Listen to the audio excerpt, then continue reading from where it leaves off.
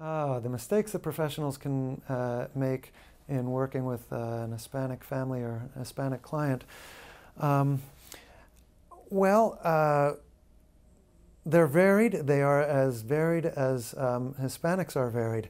And Hispanics are very varied ethnically, in education, in culture, in country of origin, even in language within Spanish and outside of Spanish.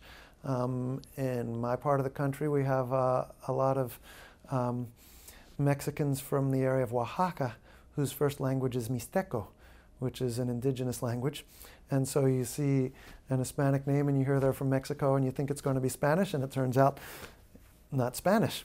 There are, of course, lots of different forms of Spanish, and I find that although I do reasonably well with Mexican Spanish, I have a harder time with Puerto Rican and Cuban Spanish.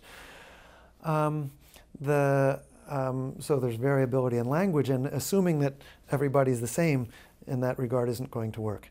In addition to the great cultural variability that there is across Latin America, we probably have a greater variability of levels of education than we have within the United States. Most of the time with people in the US who grew up here, we can count on them having primary and often some high school education, often much more than that. There are large numbers of people who come to the US from countries in Latin America who have no education. And of those who have no education, some are illiterate, some are quite literate because they've learned by other means. And you can't assume that because they haven't been to school that they're illiterate. So there's a whole lot of variability that we need to find out who do we have and not stereotype. That's one starting place. And then how acculturated they are to here, how they view their relationship to majority culture, and so on. And then there are other things that have to do with interpersonal style. And if you get in there and say, hello, how are you? Let's get right to work. That's not going to work. You need to spend some time working on the relationship and establishing some kind of sense of connection before you're ready to move ahead and work. And I think that may even be more true when you're working across culture than when you are within culture. So you can have that camaraderie and that connection a lot faster if you can recognize and give those signals that you're from a common background.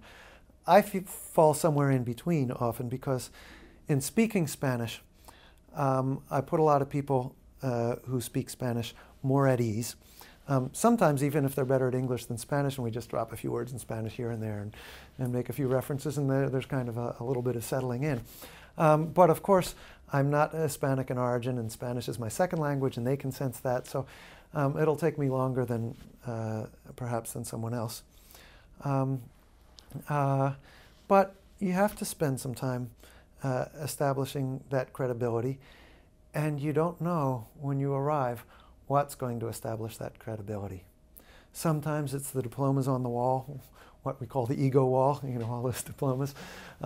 Sometimes that does it. Sometimes it's how warm and friendly you are. Sometimes it's whether you have some knowledge or background in understanding their culture. Sometimes it's just whether you're open to finding that out and that you can convey that openness. I work with a lot of different cultures, and I know some reasonably well, others I don't know very well at all. And when I'm with someone that I don't know their culture very well, which may include some Latinos, depending on where they're from, I'll say that up front.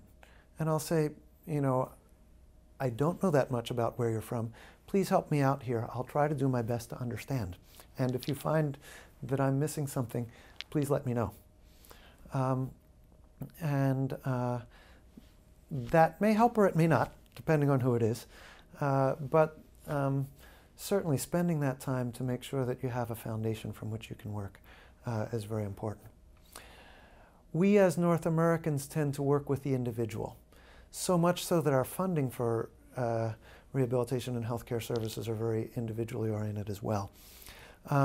But if we're going to be effective, we have to work with the person's context and with family members.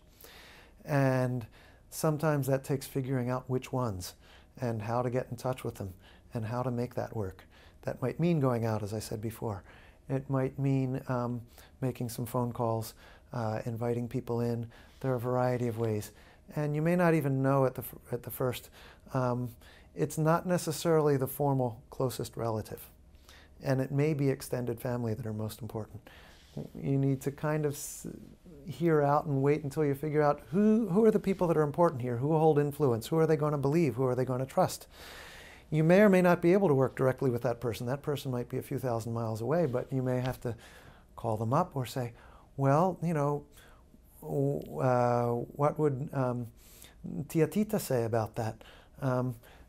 Can you call her and ask her what she thinks? And so you need to just try to figure out